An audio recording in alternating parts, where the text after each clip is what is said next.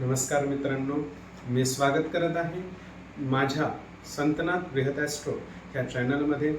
आपण ह्या महिन्यामध्ये विचार असा करणार आहोत की हा जो महिना आहे, जून महिना 2024चा जून महिना तुमच्याकरता कसा राहणार आहे, आर्थिक स्थितीमध्ये कसा राहणार आहे, शारीरिक स्थितीमध्ये कसा राहणार आहे, मानसिकता कसा राहणार आहे, पारिवारिक स्थितीमध्ये कसा राहणार आहे व याचबरोबर जे शिक्षणामध्ये शिक्षण करत आहेत किंवा कुठला एक्झाम इत्यादी देणार आहेत त्या व्यक्तींकरता हा महिना कसा राहणार आहे त्याच्याबद्दल आपण विचार करणार आहोत. तुमच्या पत्रिकेतील चंद्रपत्रिकेप्रमाणे म्हणजे चंद्र राशीप्रमाणे हे राशीफळ सांगितलं जाईल, न की तुमच्या चालू नावावरून. समजा तुमच्याजवळ चालू नाव असेल, चंद्रपत्रिकेचं नाव नसेल तर तुम्ही चालू नावावरून सुद्धा हे पाहू शकता. यामध्ये सांगायचं झालं तर आता सध्या आपण विचार करणार आहोत मेष राशीचा. मेष राशी करता हे महिना कसा राहणार आहे. मेष राशी करता हा जो महिना आहे तो अत्यंत महत्वाकांक्षी राहणार आहे. महत्वाकांक्षी म्हणजे काय? शक्यतो ह्या महिन्यामध्ये तुम्हाला वादविवाद करण्यापासून थोडंसं सावधान राहिलं पाहिजे. तुम्ही अत्यंत चिडचिडे होऊ शकतात, विनाकारण कुणावरही तोंड टाकण्याचा प्रयत्न करू शकतात किंवा विनाकारण व्यक्तींसंग भांडू सुद्धा शकतात. तर ह्या महिन्यामध्ये तुम्ही जरा काळजी घ्यावी. त्याचबरोबर खास करून परिवारामध्ये तुमचा वादविवाद सगळ्यात जास्त होऊ शकतो. तुमची जी अर्धांगिनी आहे त्याच्याशी वादविवाद सगळ्यात जास्त होऊ शकतो. तुमचे जे कार्यक्षेत्र आहे त्या क्षेत्रामध्ये मोठे जे अधिकारी लोक आहेत त्यांच्या संग सुद्धा वादविवाद होऊ शकतो. त्यामुळे थोडंसं सावधान.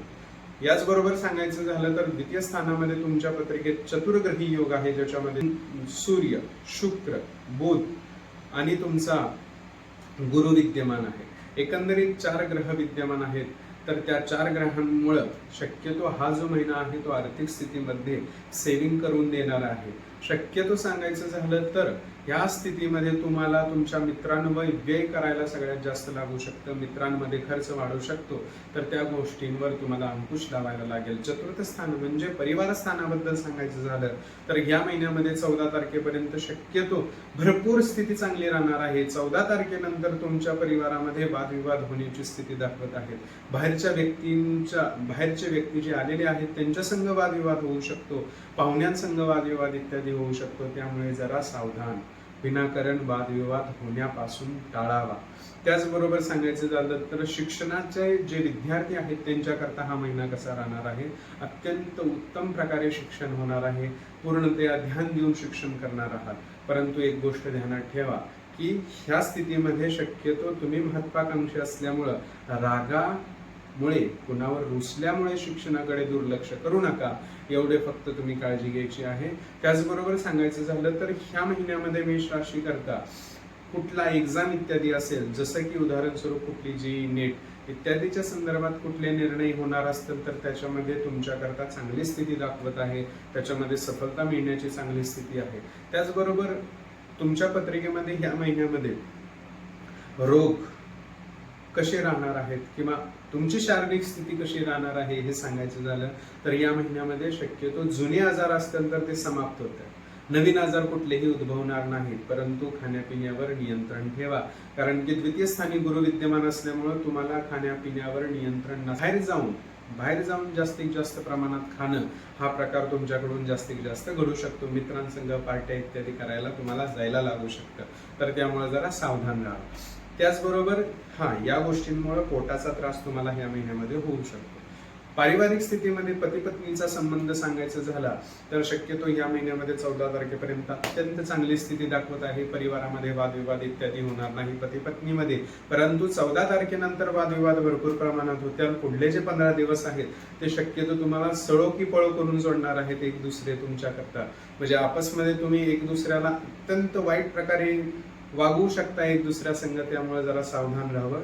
त्याचबरोबर नवीन लग्न ज्यांचं होणार आहे किंवा लग्नाची स्थिती दाखवत आहे त्यांच्याकरता या महिन्यामध्ये चांगली स्थळं येणार आहेत. पाहणं सुद्धा होईल. परंतु पुढे जाण्याकरता हा महिना योग्य नाही. 29 तारखेनंतर तुम्ही विचार करू शकता, कारण की 29 तारखेपर्यंत शुक्र असल्यामुळं कुठलीही पुढची जी बोलणी आहे ती करण्यापासून थोडीशी टाळावी. त्याचबरोबर पुढे सांगायचं भाग्याचा तुमच्याकरता या महिन्यामध्ये कसा असणार आहे. भाग्य जे आहे तर शक्यतो लगभग 60% तुमच्या पर्सेंटेजनं तुमच्या कलेनं विचार करेल आणि 40% तुमच्या अपोजिट स्थितीमध्ये असेल, विरोधात असेल. त्यामुळे हा महिना शक्यतो भाग्यस्थितीमध्ये मला शक्यतो चांगला दिसतोय. त्याचबरोबर व्यावसायिक लोकांकरता हा महिना कसा असणार आहे, तर व्यावसायिक लोकांकरता अत्यंत उत्तम प्रकारे महिना राहणार आहे. 14 तारखेपर्यंत आर्थिक स्थिती अत्यंत मजबूत राहणार आहे. 14 तारखेनंतर शक्यतो थोड्या बहुत अडचणी येऊ शकतात. अडचणी म्हणजे काय, तर 14 तारखेनंतर शक्यतो कुठलेही मोठे निर्णय घेण्यापासून तुम्ही वाचावं. मोठे निर्णय घेऊ नये. 14 तारखेच्या आतच काय असेल ते मोठे निर्णय घ्यावे. त्याचबरोबर नोकरीवाल्यांकरता हा महिना कसा असणार, प्रमोशन अडलेलं असेल तर ते प्रमोशन मिळेल. व याचबरोबर तुमचे जे वरचे अधिकारी आहेत ते तुमच्या विरुद्ध राजकारण इत्यादी करणार आहेत, तर शक्यतो त्यांना स्वयंलाच त्या राजकारणाशी बळी व्हायला लागेल. म्हणजे अधिकारी आहेत, अगर ते तुमच्या प्रती राजकारण इत्यादी करत असतील तर शक्यतो त्या राजकारणाचा त्यांना वाईट परिणाम ह्या महिन्यामध्ये भोगायला लागू शकतो. तुम्हाला काही अडचण येणार नाही. त्याचबरोबर 14 तारखेनंतर तुम्ही जरा सावधान राहा. 14 तारखेनंतर वादविवाद करू नका. 14 तारखेच्या आत तुम्हाला काय सांगायचं आहे तुमच्या वरील अधिकाऱ्यांना ते सांगावे, त्याच्यानंतर सांगू नये. शक्यतो लवकरात लवकर 14 तारखेच्या आत काय असेल ते करावं. या महिन्यामध्ये खर्चिक स्थिती कशी असणार आहे तुमची, तर खर्चिक स्थिती मला असं वाटतं की थोडीशी जास्त त्रासदायी असणार आहे. या महिन्यामध्ये खर्चाची स्थिती आहे, म्हणजे व्यय जास्तीत जास्त करायला लागू शकतं. खास करून परिवाराच्या भागांवर, म्हणजे वडिलांवर, आईंवर किंवा तुमच्या आसपास असणारा जो परिवार आहे त्या व्यक्तींवर जास्तीत जास्त खर्च करायला तुम्हाला लागू शकतो. भिवू नका, खर्च करा. उलट त्या दुप्पट तुम्हाला प्राप्त होईल. बाकी हा महिना जो आहे तो अत्यंत सुखमय राहणार आहे. तुम्हाला एक उपाय सांगतोय, तो फक्त तुम्ही करायचा आहे. तो उपाय म्हणजे काय, तर 16 तारखेपर्यंत तुम्ही सूर्याला जल वाहावं. 16 तारखेनंतर हनुमान चालिसाचं वाचन तुम्ही प्रारंभ करावं. ह्या महिन्याच्या अंतिम समयपर्यंत तुम्ही ते करावं. बाकी हा महिना तुमच्याकरता उत्तम राहणार आहे.